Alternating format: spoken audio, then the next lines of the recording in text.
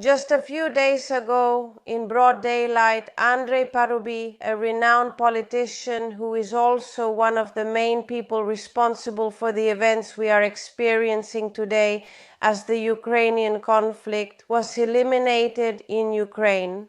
In general terms, it's essential to know the truth about what happened. On one hand, the details of his elimination, and on the other, of course, who was he and what was he accused of, or should he be accused of? Is the Verkhovna Rada of Ukraine asking or demanding right now? I would even say to the parliaments, mainly European ones of course, and to all kinds of international organizations, that the elimination of this person be condemned as a terrible crime for which in Ukraine, of course, they hold the Russian Federation fully responsible, saying, and I quote, that it is part of Russia's war.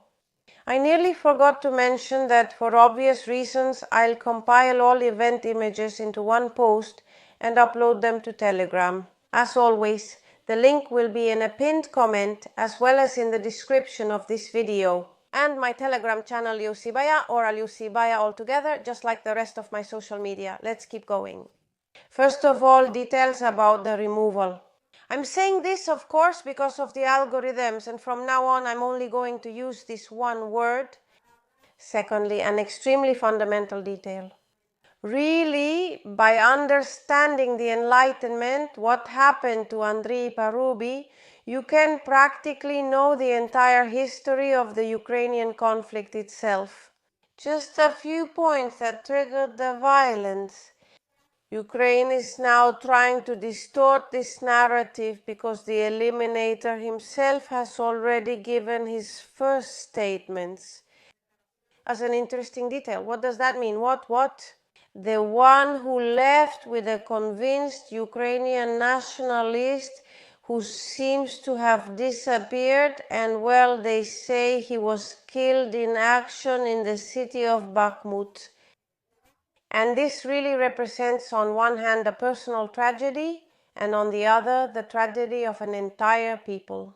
You won't be lucky enough for them to fool you, so here we go with the truth. Just a few days ago in broad daylight, Andriy Parubiy, one of the ideologists of Maidan, what is considered in the West as the democratic revolution that brought the best government for Ukraine, and what is considered in Russia as the coup d'etat that led to the special military operation as a consequence. That is Andriy Parubiy, one of the direct people responsible for the events of the conflict, of the civil war that broke out in Ukraine in 2014. And in fact, everything points to him doing absolutely everything so that indeed it would break out. He was eliminated, I repeat, in the streets of Ukraine in broad daylight by a man dressed as a delivery person who approached him on a kind of electric bike or scooter. He fired 8 shots. That is, he did everything to make sure indeed that his victim couldn't take even one more breath.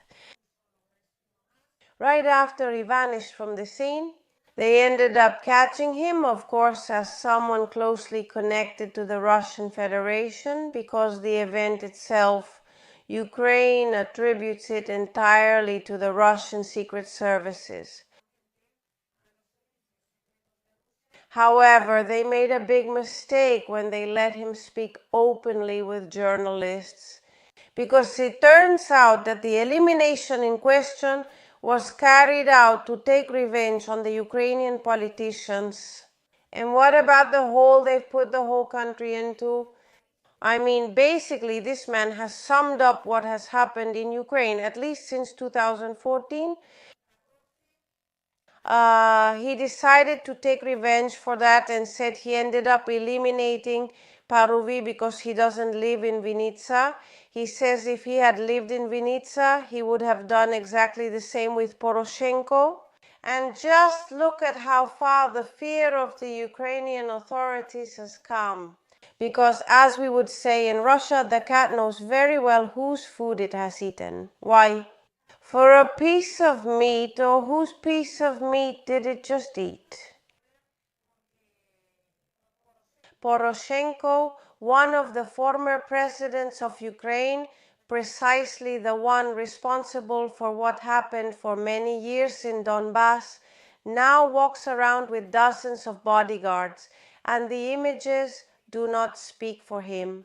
You can feel the fear in the air, but now the key point that will tell us practically everything we need to know about the conflict, the Ukrainian conflict itself, at least about its origins. Who was Andriy Parubiy really? And who could those Western parliaments be whitewashing, I imagine mainly? But could it be that international ones actually agree to condemn the elimination in question? And the thing is, Andriy Parubiy at one point even became the president of the Supreme Rada of Ukraine. And on a political level, his greatest power came precisely at the time when the Euromaidan took place. And here we need to highlight two key points. Beforehand, of course, it's absolutely necessary to say that he was an ultra-nationalist Ukrainian. And in addition, he praised a famous Austrian painter to the point where he said that Germany in the 1930s represented the perfect example of direct democracy, and therefore the Austrian painter himself, with a little mustache. He was one of the main ideologists of what we now know as direct democracy, and therefore almost the most perfect of democracies. I think those statements speak for themselves, and in fact, at the time they caused a scandal not only in Russia, but also in Ukraine itself. But in addition, two fundamental facts. At a certain point, the Euromaidan, which, was being portrayed as a series of peaceful demonstrations, turned extremely violent. And all of that was blamed entirely on the regime of Viktor Yanukovych, who, as a result of these events, had to leave the country. They said that he gave the order to shoot at the defenseless civilian population. However, years later, it was practically proven that those who did it, although, of course, this is Western propaganda, and therefore, first and foremost, Ukrainian, they are going to deny it until the very end. It wasn't Yanukovych's security forces at all, but rather some snipers who were absolutely prepared for the occasion. In other words, they were people who had nothing to do with the Ukrainian government at the time. The ones who organized the massacre in question, and one of the main traces behind it was precisely Andriy Parubiy. Second key point, the Odessa massacre of May 2nd, when 38 people were burned alive in the House of Trade Unions. Well, to be more precise, they burned 38 people alive because it was an entirely planned act. From what we see, according to the evidence presented and of course denied both by Ukraine and now by the West. Although at the time, even Western media wrote about the absolute terror that was experienced that day. Alexis Castillo, for example, as a result of those events, made the decision to go to Donbass to protect the civilian population. And once again, what a huge surprise. It turns out that behind these events, it seems that the trail leads to Andriy Parubiy. That is, now we've reached the key point of all this.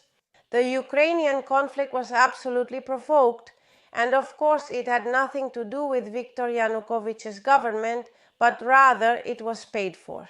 And therefore it was also organized by the West, by the United States first and foremost, and by those who did the same from Ukraine.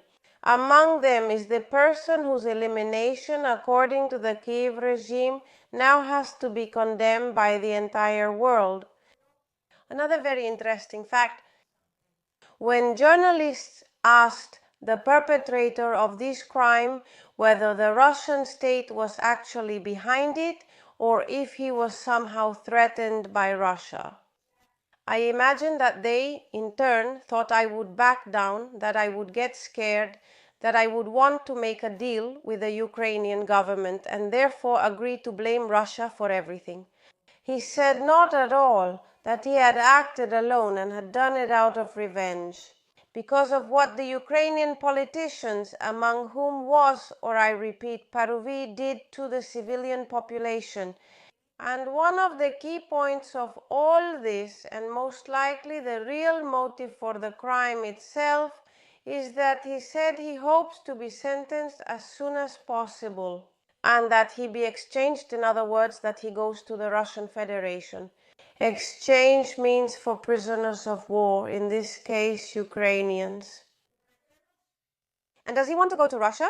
Not to visit the Kremlin or to shake hands with Vladimir Putin, but to look for her son's body, who, as far as is known, disappeared and most likely died in the Ukrainian city of Bakhmut. What they did to her son, I imagine, was exactly what must have motivated her, because her son, yes. Everything points to the fact that he was an absolutely convinced Ukrainian nationalist, author of initiatives like having a good regime, introducing, right?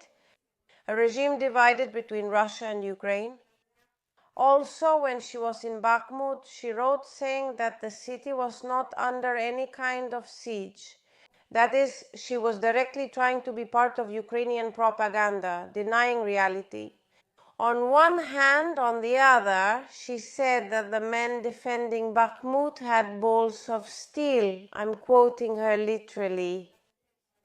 And that, of course, they would achieve their goal. In other words, they would not surrender the city to the Russian Federation.